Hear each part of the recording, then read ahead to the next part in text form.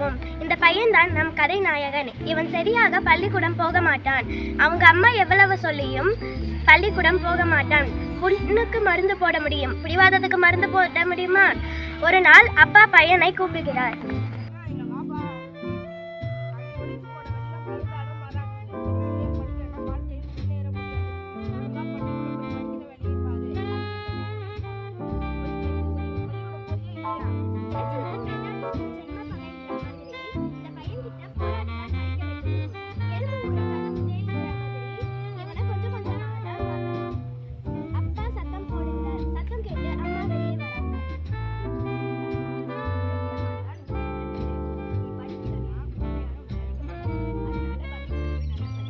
அடைமழை விட்டாலும் செடி மழை விடாதுங்கிற மாதிரி அப்பா விட்டாலும் அம்மா விட மாட்டாங்கன்னு நினைக்கிறான் பையன்.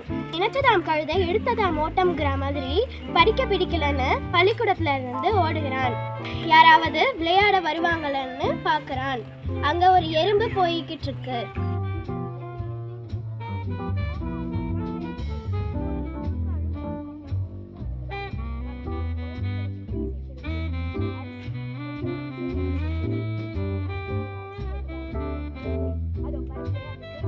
எறும்பும் போய்விடுகிறது.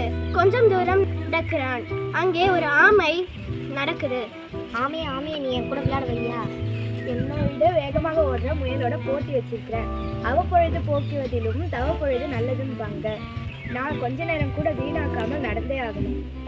அடிச்சு நெல்லை பிரிச்சாலும் நீ ஓடி ஓடி பார்த்தாலும் முயலை முந்த முடியுமா?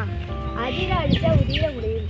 இதையும் அது மாதிரி முயற்சி செஞ்சா எல்லாம் முடியும். நீ வேணும்னா அதோ அங்க இருக்கிற குட்டிச்சவரோட போய் விளையாடும். அமாவாசை இருட்டுல பெருச்சாளிக்கு போன இடமெல்லாம் வழிதானே. அந்த பையன் காட்டிலையும் மேட்டிலையும் ஏறி ஓடுகிறான். கடைசியில வீட்டுக்கு வந்து சேருகிறான். ஊரில் உள்ள அனைத்து ஜீவராசியும் வேலை பார்க்குது. எறும்பு கூட விடாம எல்லாமே வேலை பார்க்குது. இனிமேட்டு நான் நல்லா படிப்பேன். அதற்கப்புறம் அந்த பையன் நன்றாக படிக்கிறான்.